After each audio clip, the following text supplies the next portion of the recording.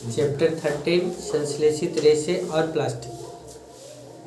सभी पोशाक किससे बने होते हैं? तो तंतु या रेशा। रेशे कितने प्रकार के होते हैं? तो 2 प्रकार के। जो रेशा प्रकृति से प्राप्त होता है उसे क्या कहते हैं? प्राकृतिक रेशा। जो रेशा मानव द्वारा बनाया जाता है उसे क्या कहते हैं? कृत्रिम रेशा।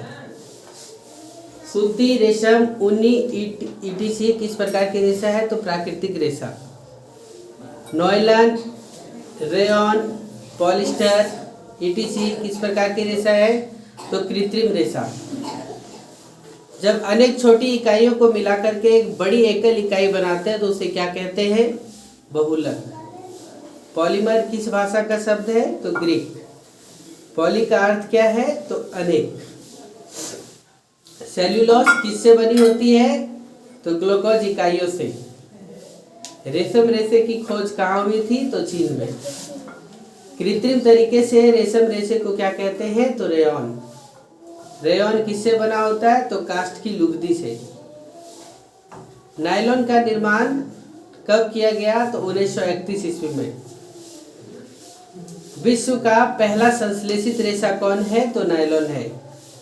नायलॉन किससे बना होता है? तो कोयला, जल एवं वायु से।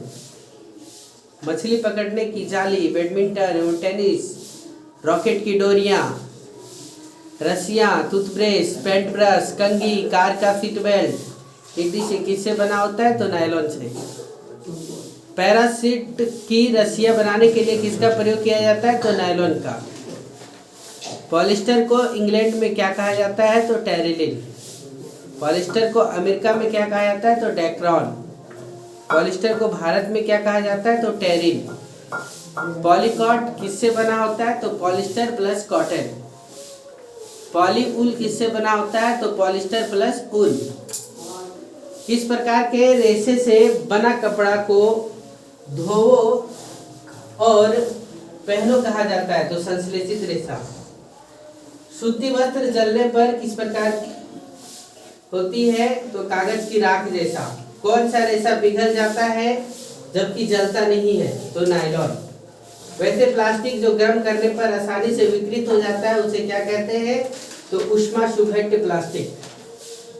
वैसे प्लास्टिक जो गर्म करने पर अधिक मुलायम नहीं होते हैं तथा बाद में उसे फिर से पिघलाकर आकार नहीं दे सकते, उसे क्या कहते हैं?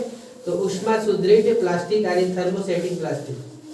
पॉलीथीन में और पीवीसी किस प्रकार की प्लास्टिक है? तो ऊष्मा सुघट्य प्लास्टिक। बेकेलाइट, मेलेमाइन किस प्रकार की प्लास्टिक है? तो थर्मोसेटिक प्लास्टिक। धन्यवाद।